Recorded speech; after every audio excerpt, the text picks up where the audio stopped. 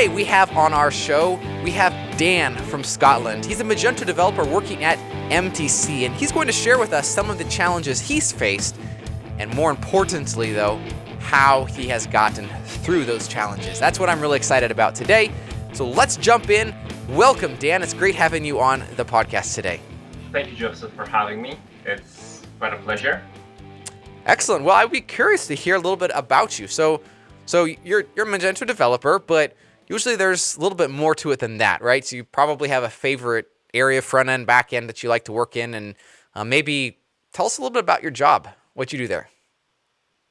I kind of do a little bit of everything. So from helping out clients decide what they need to configurations and the admin to back-end development, and most important of all, trying to help out my front-end developer to make his life as easy as possible so he can just fly in and save the day with the flashy stylings and all of that. Good for you. So you're one of those behind-the-scenes people that make it all happen. Every agency has got to have at least one of those. Yeah. Good for you. Good for you. Yeah, it's a good challenge, but it also means that you probably have faced some interesting issues, though, I'm guessing. I have my fair share of really interesting issues, to be honest.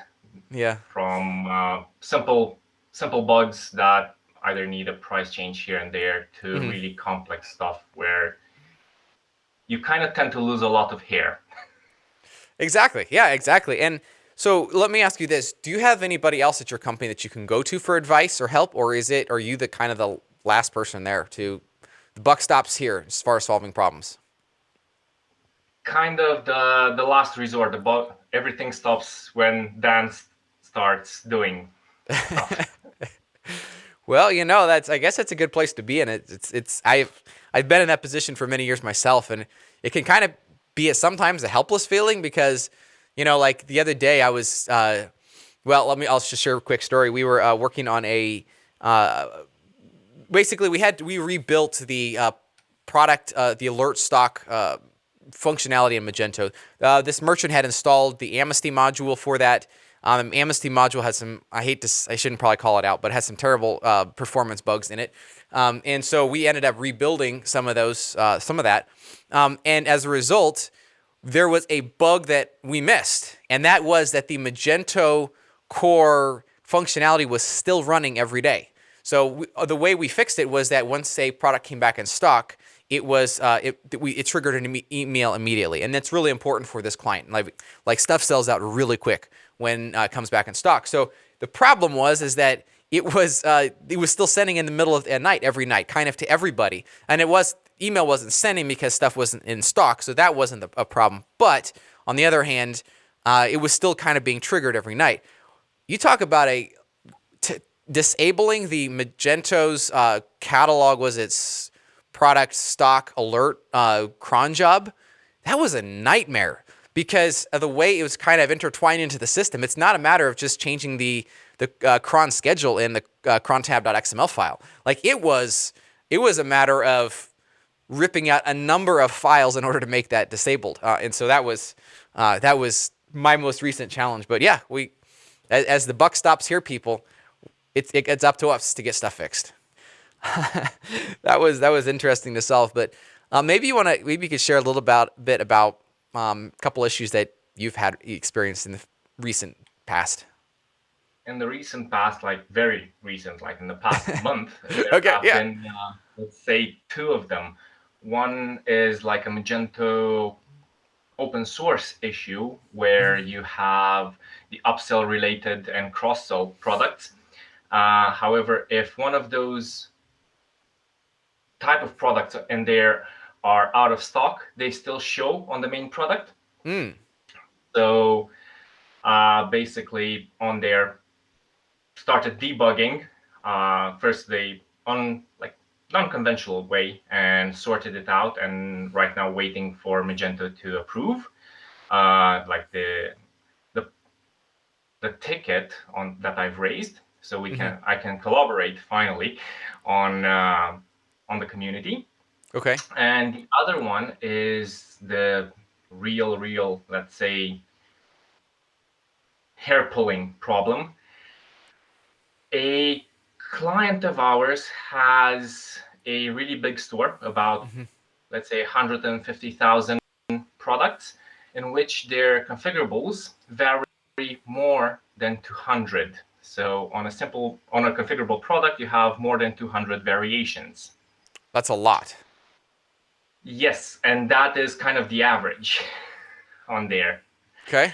So it's it is a lot, yes.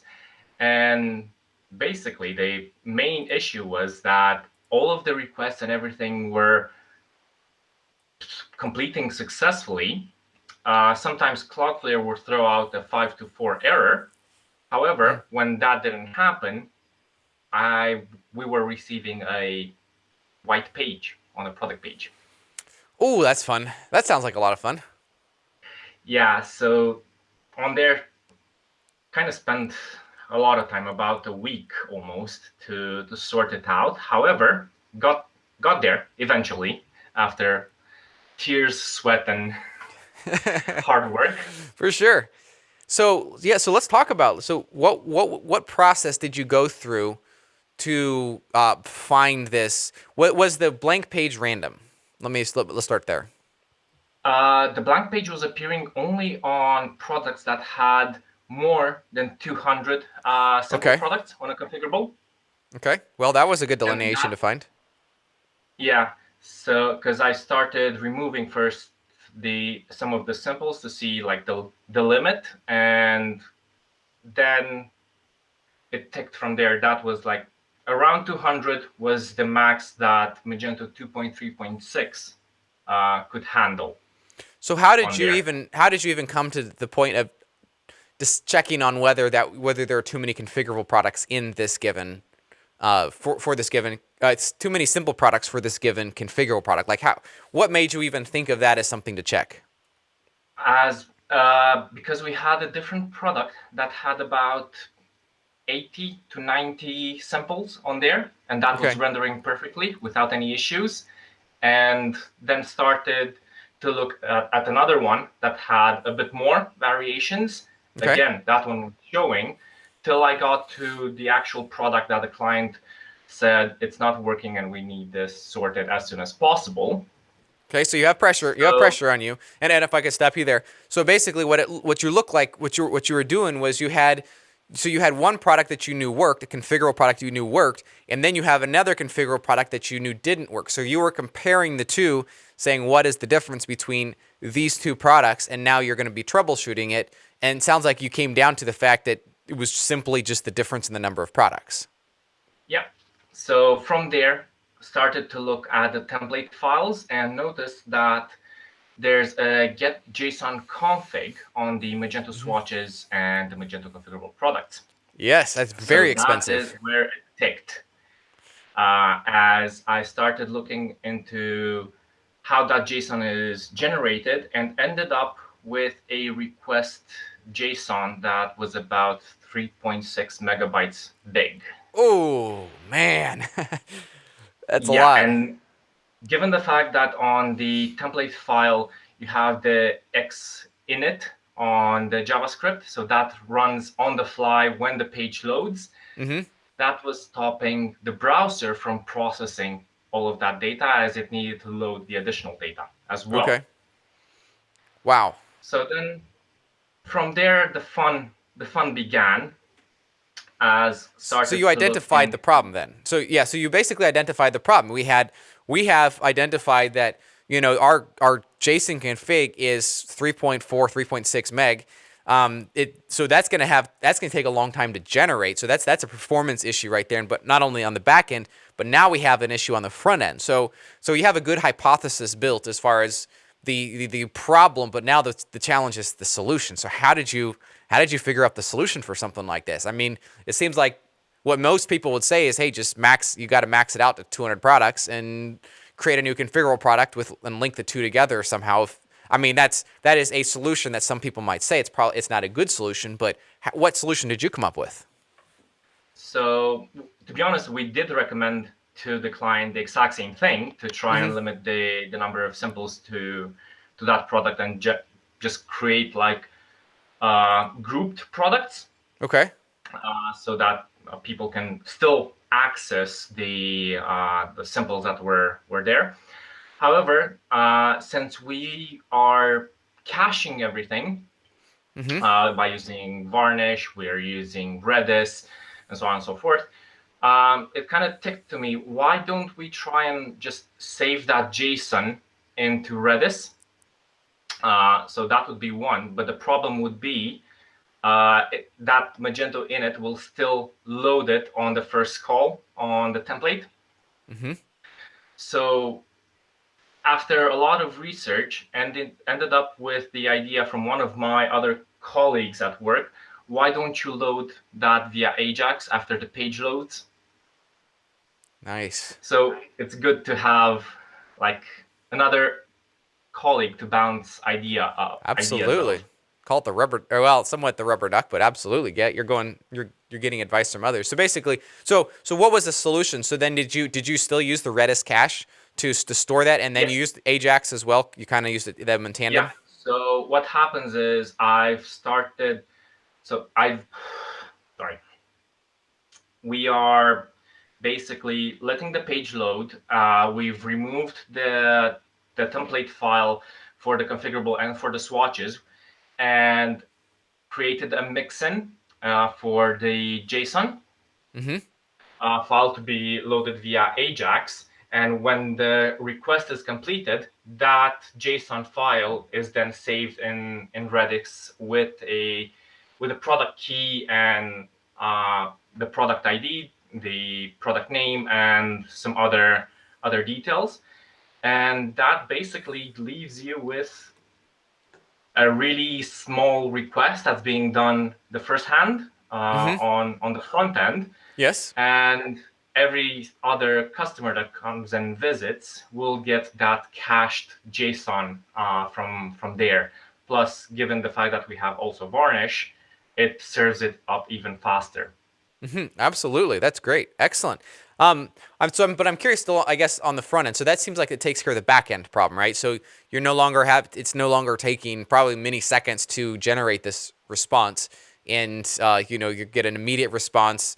Even yeah, so that's awesome. Like how you guys figured that out. What about the front end? So if you're loading in, what 3 point some meg of a JSON, do you still have browser problems on the front end, like just slowing it down, overloading the browser memory stack, or No, is that solved as well? that has been solved as well, fortunately, as right now, because the request is deferred, so it's not happening at the same time as the uh, Magento initialization of the JavaScript and everything on there to accumulate all of the details and so on and so forth. Is just that 3.6 megabyte file or less or bigger, Okay. that because it's cached, it's pulling it out of the cache, so it's easier to process in this way, instead of just getting that 3.6 megabytes plus the images, plus the whole other bunch of data that are being used, like the related products, the, I don't know, other configurations that are from Right. custom modules and all of that. Okay.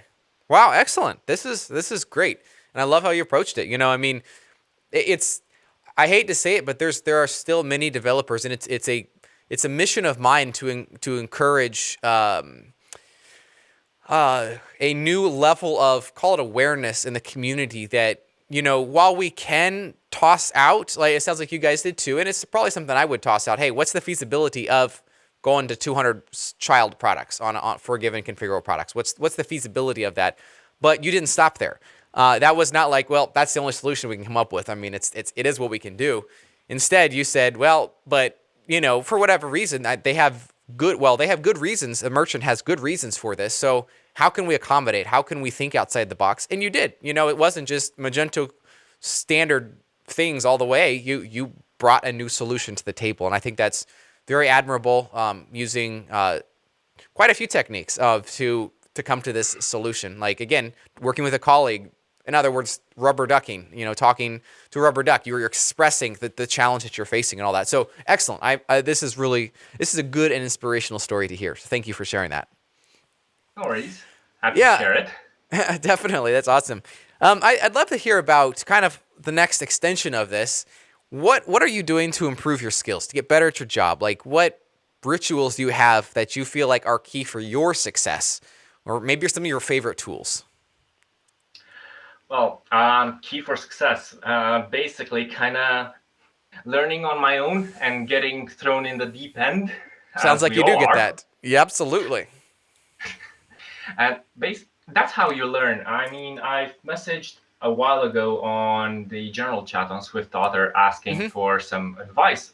I think you also replied in regards to this issue, and you told me to persevere with Xdebug on there till I reached the Magento framework. And I learned a lot of stuff that will help me to get my next certification, as my Mm-hmm. plans are to get at least 3 All within right. 1 year. Good for you. Yeah, Good for you. so got my first certification about a month ago, just like 30 minutes before one of your shows Okay. on the um, certification challenge. Okay. So that was a really good feeling. Yeah, yeah, definitely. And after that is just researching after 11 p.m. on my own to see what else I can do, or if there's something that the client said it's not working and during the day I couldn't solve it. Mm-hmm. It just sticks with me, and I need to figure out why that's happening. So I Mm-hmm. either start researching in the Magento Dev Docs or start researching on the net to see if someone else had that specific issue and how they've solved it. And if I've managed to find someone that solved it, but on a different Magento version, like 2.0, 2.1, Right. just getting some inspiration from there, see how they've solved it, because sometimes they're using the object manager in places that they're not supposed to be used, Mm-hmm. and coming up with different solutions in regards how can I improve this, how can I make it better, how can I present this in such a way that it will be usable for further Magento updates, but for multiple clients as well, instead of just the one case that we are using. So trying to generalize as much as possible. Mm-hmm. Absolutely. So And that's yeah. really good. And I like your suggestion there at the beginning about researching and learning when nobody else is around. Because, I know when I get into the office here, it's just like I have to work to stay focused even while I'm recording these podcasts because it seems like stuff is constantly coming in. There's another problem I have to deal with, etc. And I find that in a lot of ways my day can get really fragmented. But if you're able to take extra time on, somewhere else, then that time can be really focused, solid, deep work. It's as Cal Newport, he wrote a great book about that, and that's what's key is that deep, intensive thinking time that really makes the difference, I believe. And so it's great to hear you talking about that too. And tools wise, I really like my PHP Storm Yes. and using plugins, even though it's a paid one, the Magento for Magento 2. Yep. There you go. There has been a debate lately in regards to that, paid versus free, and I have no issues against free ones, just that sometimes they kind of don't work exactly as intended, sometimes, not Yeah. all of the time. And of course, my Linux machine, I would die without it. Yep, I get that. Well, and that's actually a source of a conversation I'm pulling together about the preferred development environments and all that. So it'll be interesting. But I don't know if you saw the survey we put out here recently, but you mentioned PHP Storm. I was just looking up the stats here. 77% of those people who responded use PHP Storm. Only 12% use Visual Code or Visual Studio Code. But what was fascinating, Dan, is, and I called this out in the previous podcast, just because, and I'm doing it again just because of how I'm just shocked with this answer. But literally, let me just get my numbers right here. Over 30 of the respondents, over 30%, do not use Xdebug or even know what it is. 30%. What would you say to those people? How can we encourage them to get using Xdebug? What's your advice there? It's a lifesaver. Even though you have to spend, I don't know, sometimes between 30 minutes or like a minimum or 8 hours debugging stuff in Magento Mm-hmm. as you're going line by line or function by function on everything, you can see whatever's happening there. You have a better grip of everything. You understand more. And you Absolutely. see how the data is processed and manipulated within Magento. And eventually, if you're doing your own modules and doing plugins and something's not working, you have the possibility with Xdebug just to see if it's skipping your plugin, if it's basically running it as intended and all of that. Excellent. That's right. Exactly. And I love how you said it's a lifesaver, because it is. So if there's any of you out there that are listening to this that have not heard of Xdebug or do not use it, it's a lifesaver. You got to get going on it. You got to. It's non-optional for a e-commerce or PHP developer specifically, but almost every other language has some type of equivalent for that. So absolutely, yeah, Xdebug all the way. Let's do it. That's awesome. Any other final words of advice here before we wrap this up for those who are listening, e-commerce developers, and looking to further their career? Don't stop at just what the client is telling what the issue is. Like you mentioned, try to think outside of the box, because sometimes that's where the solution will pop out, either if you're eating or I know, big ideas come on the loo sometimes. Yeah. Or just playing around with stuff and you just happen to find that one thing that might lead to a potential solution or not. Sometimes it's good to go down that rabbit hole Yeah. and explore. Absolutely. Very good. Yes. That's and I find that while clients or merchants think they are happiest if a developer follows just exactly what they want, they are really happier in the long run when a developer pushes back. When a developer says, "In my experience," and those words are really key, "I don't think you're going to want this," or "In my experience, you might want to look at it from this perspective," and that ability to push back, as well as to also the willingness, I think, to, like you said as well, to carry that problem, that challenge through life a little bit. You're going to sleep, taking a shower, whatever. Like being able to process some of those. And I've heard, I can say somewhat from experience. I haven't tested this too much, but it's amazing for me also the number of solutions that come even in the middle of the night. And I think that has to do with somehow, I'm not a psychologist, but how stuff kind of computes overnight as you're thinking about as you go to sleep. But the willingness to really do our best for the merchant. But again, I'm not talking about focusing on that all the time. Work-life balance is incredibly important, but there are some of those things that I think deserve thought beyond just when we're sitting in front of our computer. Yeah. And another thing that I found really useful is to try and build a better relationship with the client as much as possible, so that they end up trusting what you recommend and say, as that is key. Then Yes. that client will have the reassurance that any problem that they're throwing at you will be eventually solved, and they have the patience for that to be solved, basically. Absolutely. Yeah, and that trust is just critical. It's amazing. Once that bad blood starts kicking in, the relationship is over. It's over. And yeah, it's one of the key aspects, I think, to running a agency, to making sure it's successful, is to continue with that trust, to make sure those relationships are good. So yeah, that's excellent. Dan, I appreciate you coming on, my friend, and I thank you for taking the time to share your story. It's great, definitely an inspirational story, and I look forward to hopefully getting you on in the future. And I don't look forward to you having to go through more difficult situations, but maybe you have another great story to share with us, and we'll do some more learning and hear your story. So thank you for coming on. It was great having you here. Thank you for having me. It was a pleasure. It was an absolute pleasure too. All right, well, thank you for listening and joining in to our conversation with Dan. I find it very fascinating to hear the story, the process in which he solved this problem. It's easy to think, oh, let's just go slap another module onto this. We're limited. Magento 2.3.6 can only handle 200 products.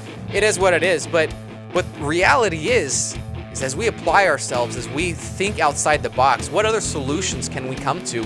Let's talk with our colleagues about this. Let's rubber duck. We're just gonna go talk to something, some inanimate object in the corner, explain our problem. We're going to do whatever it takes to solve this problem. And Dan saw this problem through to not just a solution, but to a really good solution. Again, a solution could have been telling the merchant, you got to limit your configurable products back to 200 simple products. That would have been a solution, and by all intents and purposes would have solved the problem. But he pushed through to an excellent solution, a solution that I can guarantee you the merchant is thrilled with. They wouldn't have been thrilled with 200 products. They might have gone along with it, but they are thrilled with the solution he came up with. So, a great inspiration for all of us. Let's continue, let's push through, let's smash these bugs in not only just smashing them, but let's make sure we smash them in the right way.